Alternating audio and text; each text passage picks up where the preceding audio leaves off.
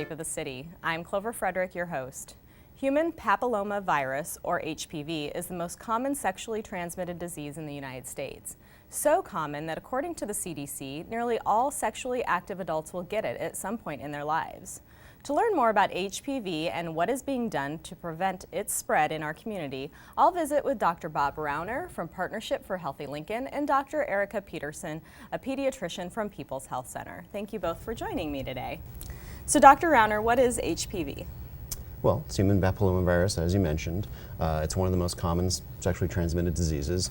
The good news about it is there's a vaccine to prevent it. It started a few years ago. There was a vaccine that could stop 2 strains and 4. Now the latest one actually stops 9 strains. Oh, wow. Okay. So who should be vaccinated to prevent the spread of the virus? Well, the most important time to be vaccinated is during adolescence, so kind of ages 9 through 15.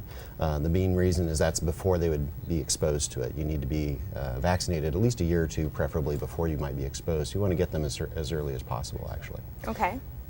And then there's a great opportunity during the 7th grade physical. So since all kids come in for a 7th grade physical for school, well, that's a perfect time for the vaccine. It's right in the middle of when they should be vaccinated. And so it's a good opportunity to get them vaccinated. How do vaccinations help? Well, vaccines are a tool that we have in the medical community to help train the body to more effectively fight off infections. And so this vaccine in particular helps train the body to fight off HPV more effectively. If people are infected naturally, oftentimes their body doesn't fight off the virus very effectively, and that's what can lead to problems like genital warts, cancer down the road, those type of things. So the vaccine basically just helps your body to fight that and then prevent those problems down the road. Now, how many vaccines are required for HPV? Well, that's a really good question. It's actually changed recently. In the past, as Bob had said, we needed to give 3 vaccines to all adolescents to get that immunity up. And recent studies have shown that, especially in younger kids between 11 and 15, we can actually only give 2 vaccines. So it presents a good opportunity for us to protect them at a time that we really need to, without having to stick them with the vaccine 3 times. So what are some of the most common misconceptions about the HPV vaccination and some of the biggest challenges for people to get around to getting them? I think one is just remembering to get it in the first place, and that's why we want to take advantage of an opportunity at the 7th grade physical this summer to try and catch as many kids in Lincoln as possible.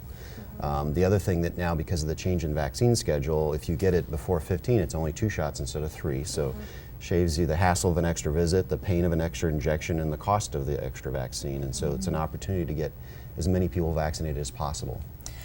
I think, adding to that, I think a lot of parents really think this is a vaccine only for kids once they're sexually active. That they think when they come in at 11, my child's not doing any high-risk behaviors. And so I think that for a lot of those parents, they're hesitant because they think that may give their child permission to become sexually active earlier, or it's just an inappropriate time. And one of the analogies that I read, it's sort of like putting on your bike helmet if you're riding your bike. So you wouldn't want to do that right as you're crashing or when you see a car coming, but you need to think about that in advance. And that's kind of the way the HPV vaccine works, is that it's very effective when you do it in advance, but doing it after an infection has occurred doesn't help with that particular strain. So that's why we really want to try and catch them earlier. And so the other misconception that I have seen is that it's only a disease in women. And so I think a lot of parents of teenage boys have been hesitant because they think of it as only preventing cervical cancer, which it does very effectively, but it also prevents a lot of oral pharyngeal cancer, anal cancer, penile cancer, and genital warts, which affects both the boys and the girls. Yeah, I think early on there was a misconception because it was initially marketed to prevent cervical cancer. Right. They don't forget that there are a lot more cancers than there's cervical cancer that it prevents. And the pharyngeal cancers are probably even more common now than cervical cancer, and so it prevents those as well. I know an ear, nose, and throat physician here in town, he says about half of the mouth cancer he operates on are HPV related. Wow. So we could prevent a lot of those. Part of this project too, we should probably talk, this is a community-wide initiative right now. We have all the pediatric clinics in Lincoln, People's Health Center, and several other clinics that are going to try to focus on this all this summer as a way to improve our vaccination rates.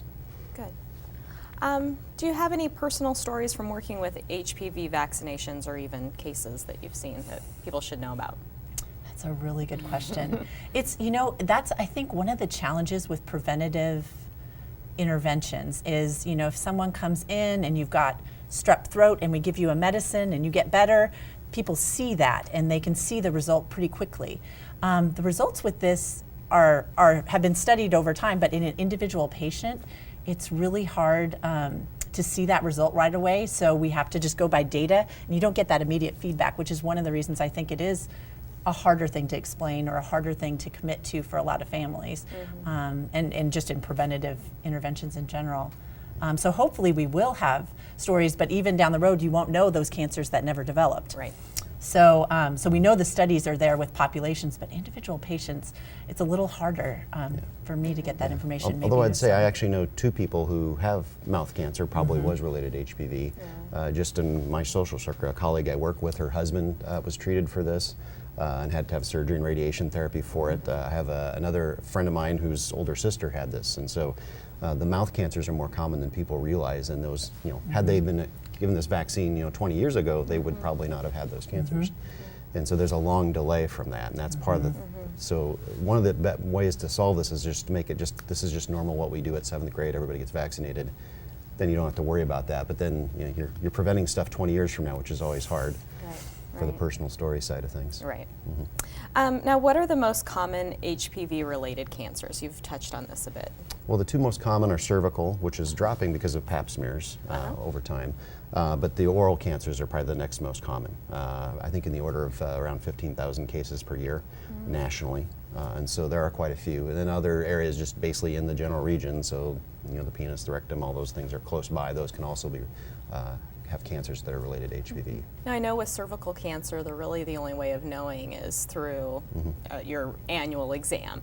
Tell me more about the mouth cancer as far as how would somebody even know? Is there symptoms or? No, that's why you need the vaccine, because there really aren't symptoms until 10 and 20 and 30 years later that you have it. And we don't have a screening test right now that we do routinely on people to look for that either, like we do with pap smears for cervical cancer, which isn't perfect, but is a lot better than. Yeah, and then the unique thing about this is one of the pediatricians, that the way he explains it to parents, Doug Ebers, he was saying, well, I wish I had a vaccine for lung cancer. I wish I had a vaccine for colon cancer. I wish I had a vaccine for breast cancer. We don't have vaccines for any of those cancers. But these cancers we do, and there's a vaccine, it's available, minimal side effects. We should get it. Yeah, great. How does the U.S. rank in vaccinations compared to other developed countries? Depends. Actually, for most routine vaccinations, we're behind a lot of developed countries, actually. Nebraska, compared to the rest of the country, we're kind of middle of the pack. Right now, about 50% of our kids are being vaccinated appropriately for HPV.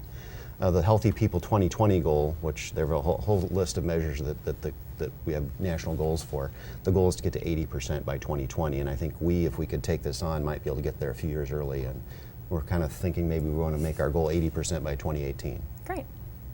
Now, where can people find out more information about HPV or the HPV vaccinations? Well, probably the best source is their provider. When they go in for the 7th grade physical or well-child checks, when they see their pediatrician or family physician.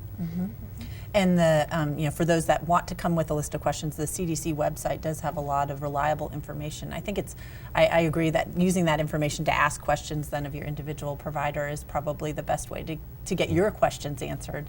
But the CDC does have some basic information as well. Okay, very good. Well, thank you both for coming and educating us on this really important subject. Thank you for having me.